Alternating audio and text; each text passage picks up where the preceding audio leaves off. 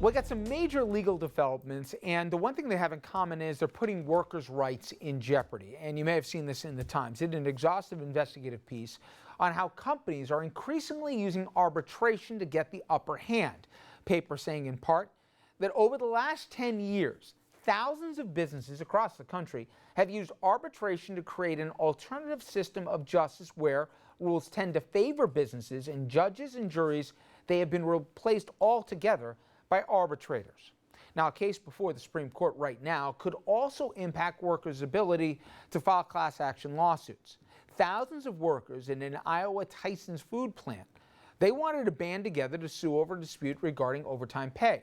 Company says doesn't qualify as class action as the workers don't have enough in common, and it's saying the Supreme Court precedent is on their side. But if the high court rules for the workers, this could be a game changer. And Doug, obviously this is a world you live in. And in fact, just give an idea of the difference, whether you want to use 10 years or whatever time gap between then and now, and how the rules have changed and how the fine print of agreements from our credit cards to workers' assembly, et cetera, has really changed significantly for obviously the benefit of the employer. Well, people have to realize that businesses have lobbying groups, strong lobbies, and they've been working at this. There's a constant drumbeat of plaintiffs' lawyers are making too much money, people are suing for frivolous reasons. And so the laws over the 10-year period have completely cut back on lawsuits that people can bring, and when they bring them, who can hear them? The arbitration clause, people don't realize that in the Constitution, it's written that you have a right to a jury trial. It's written in the Constitution. You know, people talk about how we have to preserve the Constitution, the letter of the law. That's in the Constitution. They want to take everything and throw it in where a non-jury group can listen to it and decide. Those people are usually people that are beholden to industry, because those are the people that... So let's just go slow on that one fact. So when people hear arbitration or arbiter, maybe they were thinking of somebody who's going to hear an NFL case between a team and a player. This isn't Solomon usually. This is somebody as an arbiter that works in the industry that by definition is coming from the world of the employer. Usually, and I don't want to make it sound like there's a nefarious group that are there to take away people's rights. They're a group that they're going to have to answer to these companies over and over again. A plaintiff that's before them is a one-shot deal. They can give that person bad news and send them on their way. They can't give bad news to companies over and over again. And sometimes bad news has to be given to people for serious things. And that's the problem with when the arbitration groups are hearing cases like this. And it's rampant. This isn't just here. It's everything. That's what everybody's trying to do. If you sue insurance, if it's in these financial fraud cases, goes to an arbitrators. That's the problem. You're taking it out of the jury. And people seemingly, they think, well, yeah, these juries are running away, they're giving money to everybody.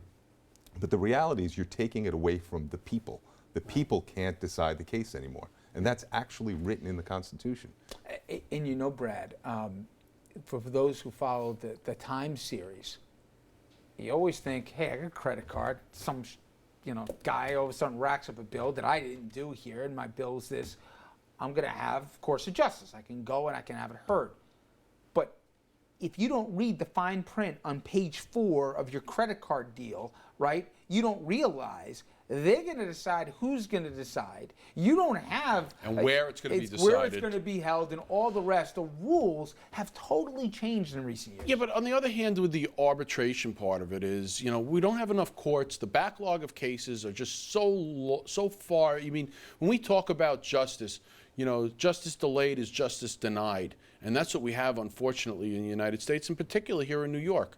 So there's so much time to get something done. The idea of an arbitrator was, hey, if everybody agrees, and you could agree through a written agreement when you sign something, could agree through many other ways, but if you have an arbitrator, if you want to agree to an arbitrator, or an arbitrator is part of the regulatory process, then as a result, you can get justice a little sooner. But you don't get the card without it. You say if two parties agree. I agree with you. If two parties agree to litigate something in a particular way, two parties agree. But you want to buy something on Apple, you got to agree. You want to get a credit card, you got to agree. You want the things that are necessary for life. You have to agree to their terms. It's not two people agreeing. It's one party extorting another party. Otherwise, they don't get the product. And The problem is that with these class actions, the Supreme Court has previously ruled in a manner that makes it very difficult to get around these arbitration clauses, and there's no justice.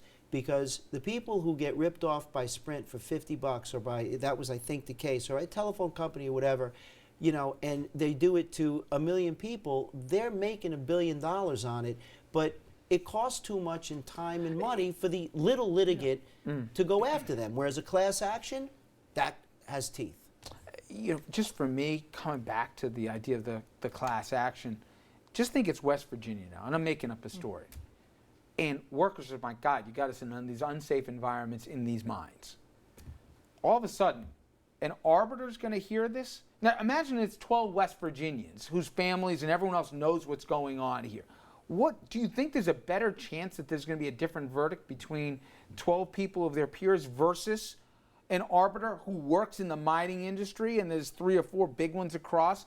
It just seems that this thing, it's rigged. Not only has the potential, but it is kind of getting really skewed right now. It's Doug's point right there, that you got an arbiter versus a jury which is in the Constitution. Why is it in the Constitution? Because you don't want King George to determine whether you have a cause of action. You want a jury of your peers. And your peers are not some arbitrator.